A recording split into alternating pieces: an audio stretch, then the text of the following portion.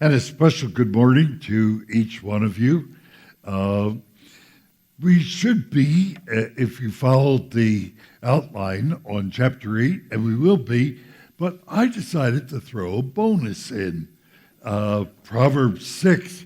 You ever studied portions of the Word of God and you say, oh, that's too good to miss?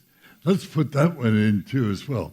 So I'm going to try to jam in this teaching, which is called Foolish Pitfalls to Avoid, chapter 6 in Proverbs.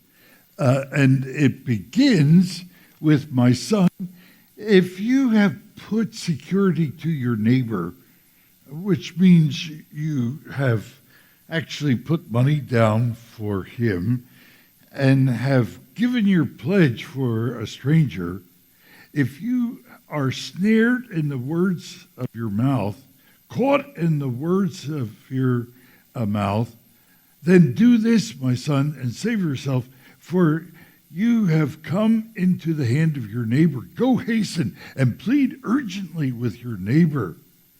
Give your eyes no sleep and your eyelids no slumber. For you yourself, like a gazelle from the hand of the hunter, like a bird in the hand of a fowler.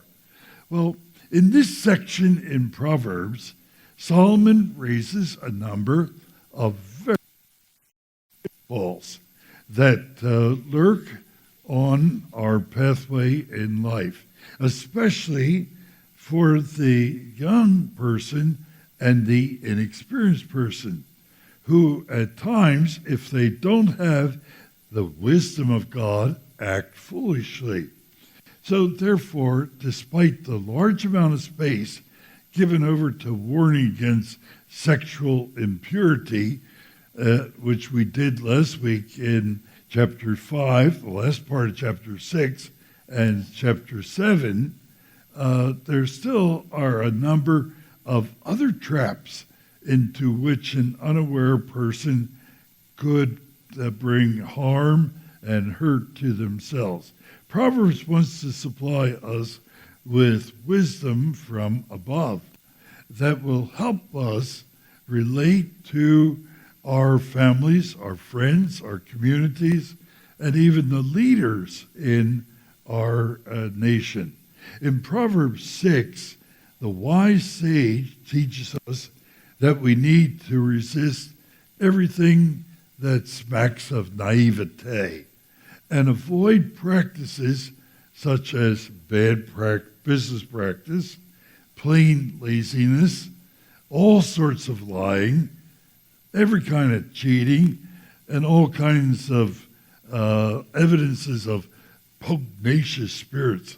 But that's a big word for just fighting. So let's look at this section. I think if I were to pick a focal point, you always need to get where does the passage come together and give to us that focal point or high point. I would say verse 16 and 19. There are 6 things the Lord as a 7. This is one of those number plus X. 3, yea, 4. 6, yea, 7. 66, yea, 77. That's one of the devices that the poets in the ancient world and the Bible used together. 17, haughty eyes, lying tongue, hands that shed innocent blood, a heart that devises wicked plans, feet that make haste to run to evil, a false witness. And now here comes the peak one. Here's the one that's better than all the other 6, the one who sows discord among the brethren. God does not like that kind of dissension. And that can be so easily and used for bad purposes. So I'm using the title here, avoiding the pitfalls of life. And the homiletical word, as you can see, is follies. And I'm using the interrogative word, how. How can we avoid the follies that come from falling into the pitfalls of life?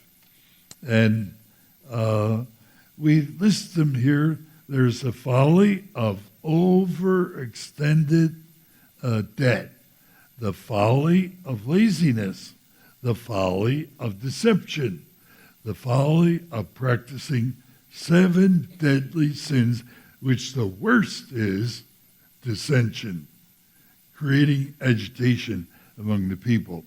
So let's look at these 4 foolish acts and be cautious of falling into the traps they have possibly for our own lives. The familiar form of introduction is located once again in chapter 6, verse 1, my son. He's used that very frequently here through this section. Chapter 1, verse 8, verse 10, verse 15, chapter 2, verse 1, chapter 3, verse 1, verse 11, verse 21, chapter 4, verse 10, chapter 5, verse 1, now chapter 6, verse 1. I just ran through this so that you can see the point. There are a number. There are quite a few here. And the chapter also begins with a series of if clauses or conditional clauses that continue not only in verse 1, if you, but verse 2 as well, where if you are snared. And the resolution comes in verse 3. So the first pitfall is, as you can see from our material there, which Nancy has passed out, the first pitfall is found in verses 1 through 5. And it involves the issue of taking responsibility for the debt of another person, in which you would have to pay off the debt of the person borrowing the money, because that person sort of gave you some wrong information, and they just were not able to keep up with all of it. Therefore, acting as surety, or in the financial bracket of taking over another person's financial responsibilities, that ought to be undertaken rarely, if ever. The whole practice, which technically was not covered in the law of Moses, surprisingly enough, was unusual. First of all, to accumulate any unnecessary debt was both foolish and a dangerous practice, which the wisdom teacher warned us against time and again. Now, since that day of Solomon, we have a commercial world in which, for example, we need to do that on certain larger items, such as a vehicle or a house. But he's talking here about extending ourselves for other things we should have saved for, first of all, and then bought, secondly, when we had the whole principle. Moreover, if one wanted to help a fellow Israelite, he could do so freely without the requirement of a interest payment. God told his people that if you see another one in trouble, help them, but don't require interest back. That's a feature you find in the Christian church. We don't talk about that out loud amongst ourselves because that's a very special gift that God knows about. But would you believe it does go on in this church? And we've had many people who have been very, very special in helping others who got in behind the 8 ball. Add to this the fact that the family plot of land in Israel was never to be sold. the land belonged to God. So you couldn't use that as collateral. In our day, you can say, well, the house and the land around it is mine, so I'll put part of it up as collateral against this loan. The most the buyer could purchase from a needy farmer was the value of the crops raised until the Jubilee came. But in that seventh year then, you go back to zero-based economy, and everything had to go back. That way, Israel was protected from sections of poverty. So it reverted back to the original family that owned the land. That teaching is in Leviticus 25, verses 13 to 16, in what we call a zero-based economy that carried no debt past the Jubilee year. Wouldn't that be nice to have that back again so we could all go back to zero-based debt? And of course, the thing that is hard for us is how easy it is to use those words, charge it. I remember one summer I had come from university, Brandeis University in Boston area, and I had a contract for teaching that fall, but I had no income on June, July, and August. So I was only paid once a month, so it'd be the end of September till the first one came. And I remember going down to Oak Brook and looking around for a job. I went into Baskin's men's store, which is like a men's warehouse today. And I said, any chance for a job? And the man said to me, well, you have any experience with clothing? Well, I thought, sure. Doesn't he see I'm wearing it? Well, at any rate, so they put me, said, well, we've got a sale on slacks. You sell slacks for 3-day sale. So I did. It went very well. I enjoyed it. I found people like to be sold. And so they put me on furnishings. Well, you know, I came from the farm, and I didn't know all these new things. So, and I didn't want to tell people I didn't know because I was being hired. So they came and they said to me, do you have a cardigan? A cardigan. Sure. I said, we got everything. I said, here, let me just show you some things on the way. So we go down, and I said, you seeing this? Yeah.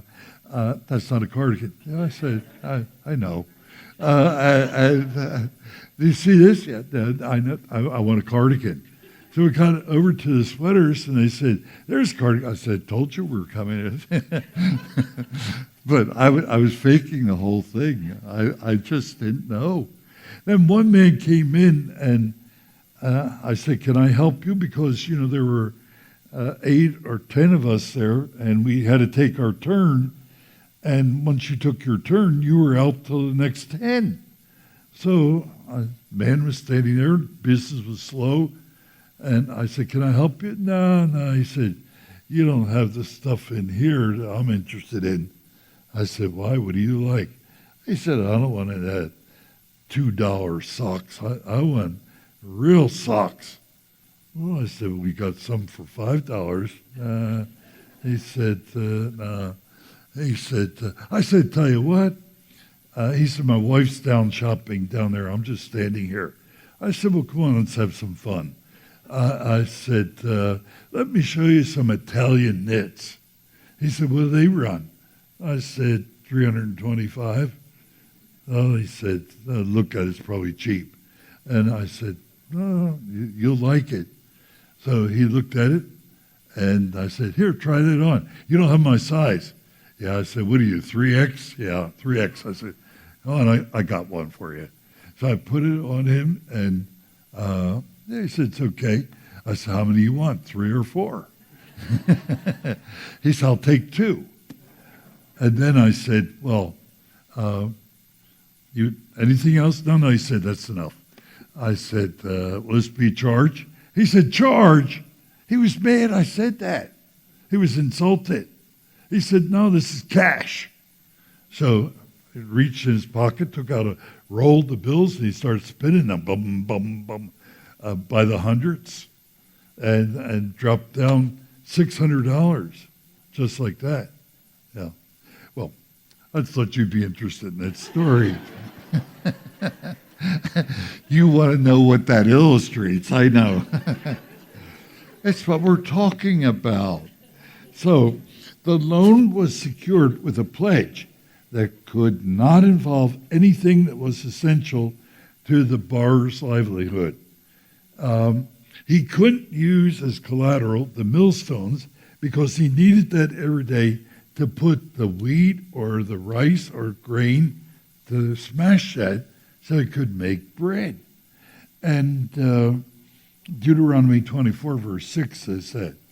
Or he couldn't use his coat because he needed that to cover his body. That was his blankie at night. And so he wasn't to use that. So according to practice of a person, putting up security for another person never came up in the Mosaic Law. The practice seems only to have developed later by Solomon's time.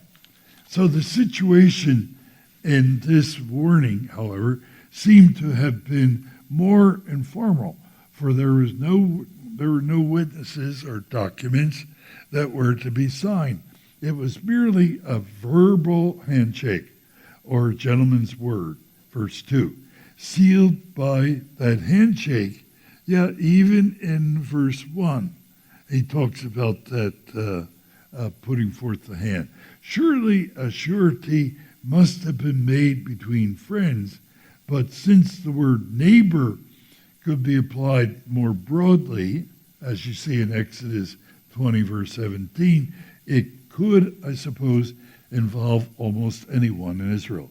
But this is why Solomon warned so strongly against this practice of putting up a loan as a security. It could end up being a trap, which was easily compared to an animal or bird getting caught in a trap. Verse 5. Thus, despite all the good intentions, the one guaranteeing the loan would end up being at the mercy of those he had promised to help. Solomon does not label such acting as a surety as being immoral or illegal, but he did think that it was risky. And if at all possible, we should try to get out of it as soon as possible. In fact, he urged anyone who already entered into such an arrangement to disentangle himself at once, as quickly as possible, verse 3 through 4. Even if it meant going to the person and humbling oneself and pleading with their neighbor to be released from what he had promised. Last part of verse 3. Some might object, yes, but are we not, as believers, whether they're involve Israelites or contemporary Christians, aren't we called to help those who are in financial need? And we are. But acting as surety is not the best way. God says we can help our neighbor for that has a possible trap for friends here. And therefore, the answer is first to answer these questions. Can I afford to give the amount as a loan to my brother? Yes or no? Second, am I happy to give this amount? Someone who gives it begrudgingly isn't really a whole lot of help either, because the person who receives it feels under the gun. Thirdly, is this the only way my friend can get out from under the debt load? And number 4, am I sure that my friend will pick up the load from here on out and show more wisdom in getting into such a pitfall? Or will he waste more funds on drinking, gambling, and womanizing that may have originally gotten him into such trouble? We live in a society today that is run on credit and debt, but often much of our debt is because we insist on having everything immediately, instantly. So we buy and buy things on credit until paying the principal is the smaller part of the matter. And some are paying more on interest than they're paying on the original product they paid for. Some of us remember relatives who would have a little bank, and they would be their own banker, and they would say, I have a car, and I think it's going to last me 10 years. And they would take a certain amount and put it in this little jug in the house in a secure place. And then at the end of 10 years, they had the principal, and it was, at that time, they would go and bargain for buying on cash. That's hardly seen today, but it was in that day. And you probably had grandparents or aunts or uncles who you know did exactly that. So to avoid the folly of slavery to debt, let us carry out financial transactions to the glory of God.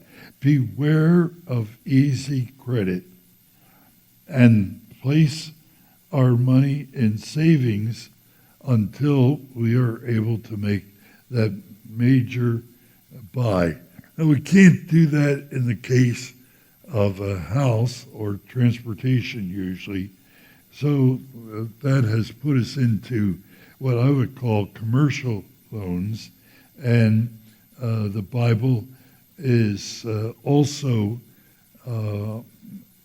behind that. For Jesus himself talked about the man who was going away and gave 10 talents to one guy, 5 to another, and 1 to another. But he expected him to invest that money so that when he came back, there would be some gain on that. Well, let's go to the second folly, verses 6 through 11. Go to the ant, O sluggard, consider her ways, be wise. Without having any chief, officer, or ruler, she prepares her bread in summer and gathers her food in harvest. How long will you lie there, O sluggard? When will you rise from your sleep? A little sleep, a little slumber, a little folding of the hands to rest, and poverty will come upon you like a robber, and want like a robbed man. A worthless person, a wicked man, goes about with crooked speech. Well, I went too far there, but anyway, the transition between verses 1 through 5 and now 6 to 11 seems to be very abrupt.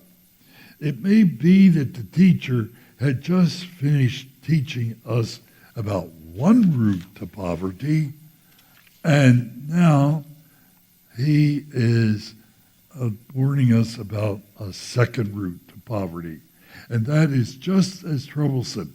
But Solomon is indeed very direct and personal as he begins, go to the ant, you sluggard. Verse 6. Of course, laziness is a path to certain destruction, and one can go into bankruptcy by sloth as easily as by adopting poor business practices or acting as surety to someone who is not going to be able to pay it off. So in order to teach this lesson from the ant, A-N-T I'm talking about, the teacher takes the classroom to an anthill By doing so, he is perhaps seeking to shame the lazy one who is actually made in the image of God, but is now acting as someone who is much less than that star made in the image of God. But consider the tiny, tiny, tiny little ant, which we often step on inadvertently. That's an example of diligence and hard work. You ever watch them gathering in summertime? They scurry about like they had a jet in the back of that little ant. This imagery is also used in Proverbs 30 by King Agur. The illustration is twofold. First, whereas the lazy sluggard must be prodded and coaxed, the ant appears to need no prodding, leader or overseer, to make sure the work is done. The ant, however, is a self-starter, and it's also a team player. Second, the ant has a real sense of time, for it stores up provisions in the summer and gathers its food when they're available. Verse 8. Now, if ants work with a sense of timing, why is it that we have little or no concept of time as over against having the needed resources at the needed moment? Instead, the sluggard enjoys his nap time and is taking a snooze whenever possible. Indeed, as verses 10 through 11 describe it, a little sleep, a little slumber, a little folding of the hands, and poverty will come. That's quite a saying there. You probably have memorized that one. And you will be like the bandit and scarcely like an armed man. The more this dude rests, the more rest he craves.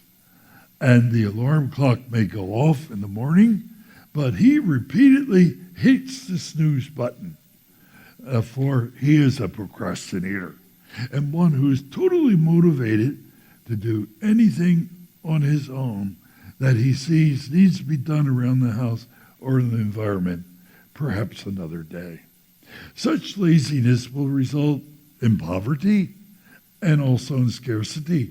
The lazy guy sleeps not because his body is tired. No, he sleeps because his brain is drugged with the drug of laziness. He just can't get it out of his head, his being or his body. He can't make decisions, for they all involve effort, which he doesn't have.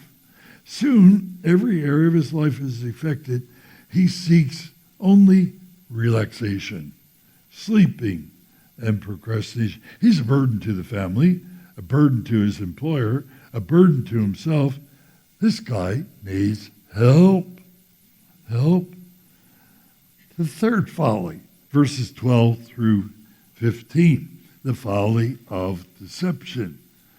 Talks about this worthless person, goes about with a crooked speech. He winks with his eyes and signals with his feet and points with his finger. And it goes on, with a perverted heart devises evil continually, sowing discord. Therefore calamity will come upon him suddenly. In a moment, he'll be taken beyond healing. Deception? Yes. Were it not for verse 14 that informs us that this scoundrel or deceiver was trying to stir up dissension and plotting deceit, we might have wondered what this guy was up to with all his behavioral signals, winking with the eye and shuffling his feet and pointing with his fingers, verse 13. But he was sending a non-verbal signal to his fellow conspirators. Verse 12 says, these men were sons of Belial, meaning they were good for nothings. Good for nothings. That's what the Hebrew means. or ones of no profit. The same word was used to describe Eli's sons. Remember, during days of Samuel, the prophet, they too were worthless bunch of, just we say, zilches. 1 Samuel 2:12. It was the term also used of the two people, Queen Jezebel. Remember Jezzy? I call her Jezzy. I feel like I know her. She was able to produce, after prompting them very carefully, that they heard Naboth, who had a vineyard right alongside of the king's summer home. King Ahaz and Jezebel had a summer home right alongside of Naboth, who had a vineyard. We've been there, and I've taken people to that mountainside and told the story, and they're now excavating that site. But these two scoundrels, or as the Hebrew says, sons of Belial, they falsely testified that, oh yes, we heard Naboth. He cursed both God and the king. Wrong, wrong, wrong. They didn't hear any such thing. That's in 1 Kings 21:10. But that they had witnessed this was a deceptive form of communicating, which cost Naboth his life and his sons their lives and all that he had. Surely such individuals lack what? Integrity. They did not serve any duty toward truth or doing what was right. Being for the truth or being for what was right was not part of their agenda. Their mouths were corrupt, verse 12, last part. And they plotted deceit in their hearts, verse 14. Perversity here carried the idea of turning away from what was normal or what was right, as it appears 9 times in the book of Proverbs. In their scheme and devising evil, they plow the plot or devise their hearts just like a farmer would plow his fields. So the scheming and plotting had become as habitual as the farmer's work of plowing the fields. We're in a society that is like that. I am amazed how many in government can just bold-facedly say the opposite of what evidence had just been presented. That they can do that, and they don't understand God in heaven heard them. What is going to happen to them or to this society? Consequently, the calamity that the wicked deserve would come on them suddenly. Pretty soon you'll see, boom, and you say, what happened to, what's his face? We don't know. Such judgments could not be unexpected, for the same God who brought judgment was the God who kept warning them over and over and over and over again. Though his prophets warned about such unscrupulous ways, but when judgment came, it came swiftly and instantly. It would be a final judgment. There would be no healing, no remedy, verse 15, for such foolish persons. The fourth and final foolish thing is practicing 7 deadly sins, verse 16 through 19, which I've already read to you. Later in history, the medieval church itemized what they called the 7 deadly sins. They were pride, anger, envy, impurity, gluttony, slothfulness, and avarice. That was their list of 7 sins. Here is an example of what we call a numerical proverb. Amos was known for this. Amos would say, For 3 sins, yea, 4. He didn't mean 3 plus 4. He didn't mean either 3 or 4. He didn't know which. But no, it was 3, and here's the climactic straw that broke the camel's back. So that's why it was put, for this, yea, this one tops them all. So the same thing is here, x plus 1. The proverbial pattern, which did not mean it was either 6 or 7, but it was, in this case, the climactic one. This was not to say that this list was exhaustive, but it had the effect of building from 1, 2, 3, 4, 5, 6, boom, 7. These numerical sayings were fairly frequent in Proverbs and in Job and Ecclesiastes. Amos had the most. Amos 1, verse 3, verse 6, verse 9, verse 13, verse 2, verse 1, verse 4 in chapter 2, verse 6 in chapter 2, and also in Micah. In Solomon's list in this passage, they are arranged for easy memorization. The first 5 things the Lord hates are associated with body parts. So the sequence goes from the head to the feet. It begins with the eyes, then the tongue, then the hands, then the heart, then the feet, if you notice that.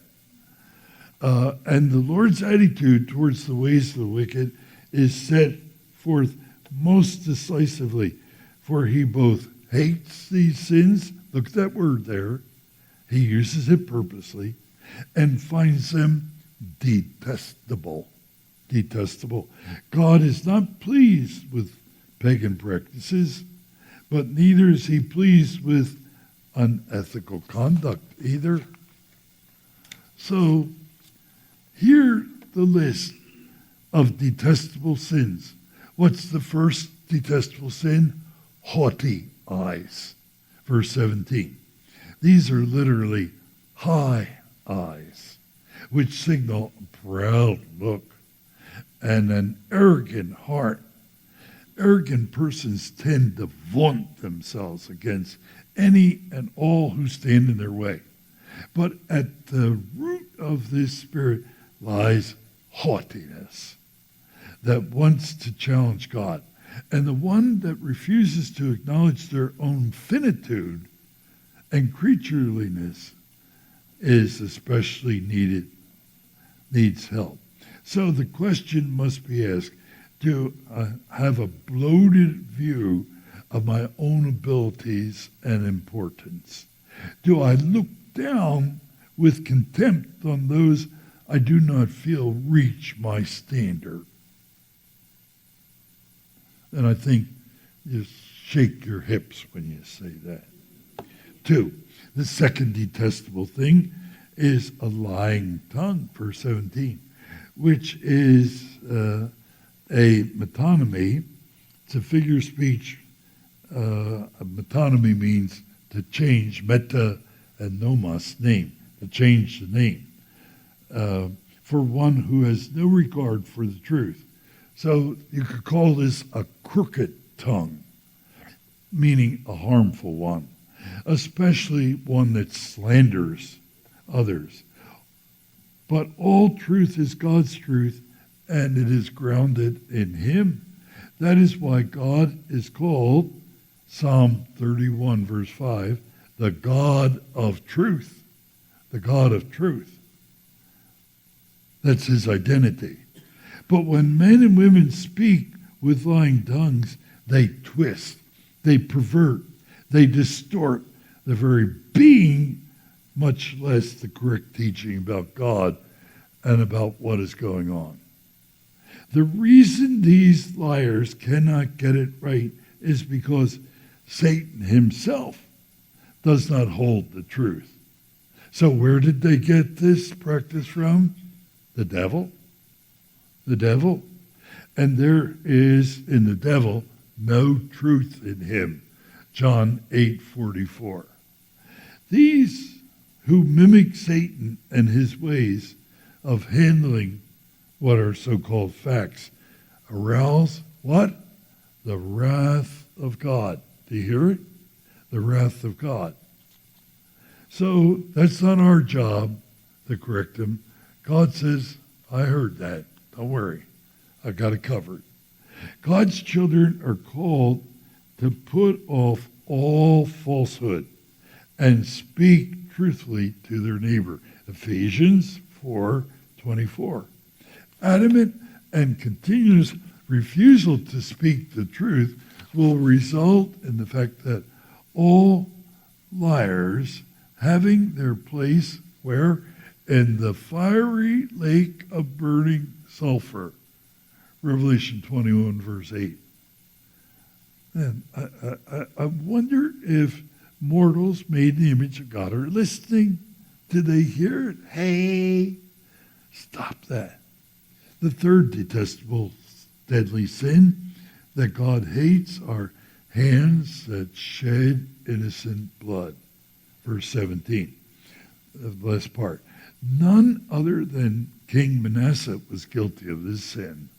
2 Kings 1:16. For he shed so much innocent blood that even though he repented on his deathbed almost, after 50-some years, almost 55 years reign in Israel, he conducted such murderous actions, he still left the legacy, even though he finally accepted the Lord. He was excused, but he brought judgment on Israel long after he had left the scene.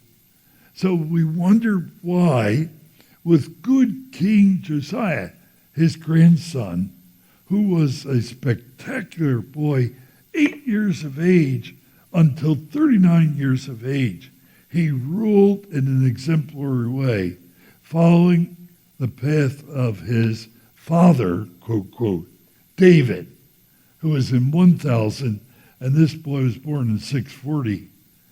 So it's a long time from them. But that man, Manasseh, he had also encouraged the fathers and mothers to do what? Sacrifice your sons and daughters to the god Moloch. And they set up this pot-belly stove, which looked like a god with a face and an open mouth and with arms extended like this that were bulging, so that they took the baby, maybe 2 months, 3 months, 4 months old, and dedicated it to Moloch. And as the drums were rolling, the baby would roll, roll, roll, roll, roll, boom, right into the fiery pit and gone. Okay, that's more dramatic outwardly than our abortion. But mind you, dropping a child who is, in many cases, a live birth, they now say that's okay. Even if the child has already been delivered by the mother and is alive, they can still drop it in the bucket dead. You don't think God in heaven is aware of that? We have so many children, not only in America, but worldwide, that it gets up into the billion figure. Enormous, enormous. And they cry out and say, unfair, unfair, unfair. I wasn't given my days. It's a serious one. It's a serious one. I think God still holds the nations responsible, and this nation too. God is teed off on the abortion. Yeah, this fall, they've got a case coming up from Louisiana, which they think is what they wanted to have to try this whole thing on abortion. I don't know. The forces are strong against it. and it'll be interesting to see what happens. But I have no doubt that that's one, not the only reason, but it is one of the chief reasons why this nation probably is slated for destruction or some kind of serious judgment in days ahead. 9/11 will look like child's play compared to what we have coming. So will the virus that we currently have, which is worldwide. Never seen anything like this. But that may only be the beginning. Only be the beginning. Thanks be to God that he will keep his own secure. But I'm telling you, this we must look at very, very carefully. Can God be any less angered with our generation for the growing list of murders? Look at the report they give for Portland, for the city of Chicago, for the city of New York, for the city of Los Angeles, week by week. How many got shot? Oh, just 60. How many died? Just 12. That's it. City by city by city, weekend after weekend after weekend, and there is no pushback. And even the attorneys, when they come up for rebuke by the law of the land, they cut them loose and send them back out again. This text, what excuses can America make? Much less can the rest of the world make for the same crime. Now, after almost 50 years of Roe versus Wade, that was 1973. 2023 is coming up pretty quickly. 50 years or more. Well, is it a mother's choice? Is it the priority for her own body more important and significant than the opportunity for a young one to live? We need to answer that because God will ask us. Fourth detestable sin, a heart that devises evil schemes, verse 18. Here again, the metaphor is one of the heart that keeps on plowing up schemes, like the farmer using a tractor or an ox with a plow, devising to dig up and turn over the earth. What kind of person has little regard for anything except what he thinks might work for his own advantage? Attention will be paid to the rules and values if it is beneficial to do so. Otherwise, all that can be disregarded, according to some, is what is convenient to do so. It was the prophet Jeremiah who warned, the heart is deceitful above all things and beyond cure. Who can understand it? Jeremiah 17, verse 9. Wisdom, therefore, warns us, for our passion for inventing excuses can be used for evil just as quickly as it can be used for good. Thus, we must avoid letting our minds, our hearts roam freely over all sorts of schemes and devices that would hurt others, while we might surely benefit if we had practiced what was good. Fifth, detestable, feet that rush to evil quickly, 18. The text literally says speeding feet to run to iniquity. Surely the emphasis is on the rapidity with which some fools move to do what is wicked or evil. Just as the prophet Isaiah spoke of those who are swift to shed innocent blood. Isaiah 59 verse 7, Thus, in the rush to do evil, there is the malicious enthusiasm for doing what is wrong, instead of pulling back from the opportunity to do evil. Well, then the sixth detestable is a false witness that pours out lies. Verse 19.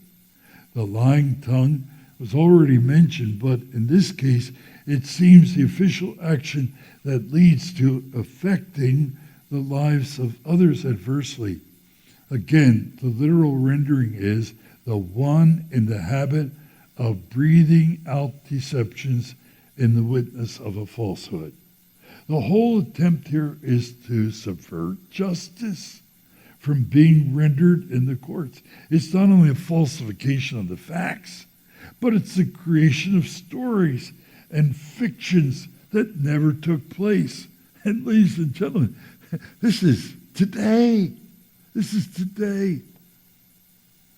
It is just, here's a good word. I got it for this. Mendacious. It's mendacious and malicious gossip. The fool mentioned here breathes out lies as naturally as one engages in the process of breathing. Only in Proverbs 12:17, the verb breathes out is used in a positive way, while 7 of the 10 times breathes out is used in an adverse way. So the final one, seventh one, is a person who stirs up dissension, verse 19. Here we reach the climax and the crescendo of the 6, yea, 7 sins. And it's reminiscent in verse 14, where the issue of strife had already been introduced.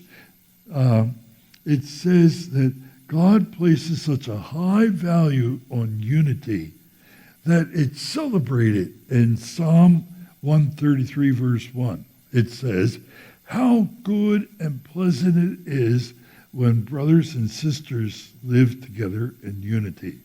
Matter of fact, this unity is as refreshing, Psalm 132, verse 2 through 3, like oil poured on the head and running down. Aaron's beard has the oil running down over the collar of his robes. You say, what are they wasting the oil for? Okay, it's shampoo. So use it as shampoo poured out on the head and running down. And you know how good that feels in a shower. So it's as if the dew of Mount Hermon were falling on Mount Zion. So troublemakers delight in what? Stirring up the pot among the brethren, either by petty jealousies or false rumors or anything that can divide persons. Many a time, whole churches have split over the effects of gossip.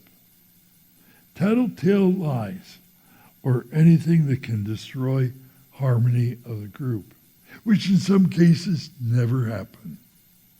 But the rumor went on anyway. The point is clear. God hates those who sow dissension. He said, rather, blessed are the peacemakers. Matthew 5:9. Well, conclusions. Believers are warned against incurring a large amount of debt. Believers are, secondly, encouraged to drop all signs of laziness and sloth and start being self-motivated.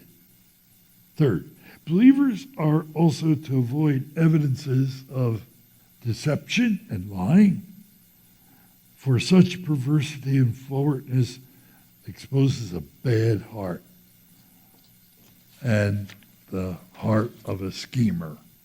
Finally, fourth, out of the 7 deadly sins, what is most irritating to God is one who stirs up dissension. Well, we're not going to get to 8. I'll put that in with next week because it anyway makes up a little pair. I'm going to have graduation time. Lady Wisdom will come for graduation, and she will get her diploma, chapter 8. In chapter 9, Lady Folly comes, and she gets rebuked. And we're going to see Lady Wisdom graduating over Lady Wisdom, who is not handed a diploma. because of what she has done in folly and foolishness. Well, I've hogged the whole time again, not giving you time for this. Nancy, have any written down questions? Have you taken up any questions? Do so, and I'll slow myself down. I'm just having so much fun here telling you of what the God says in his word that I don't take time to take questions.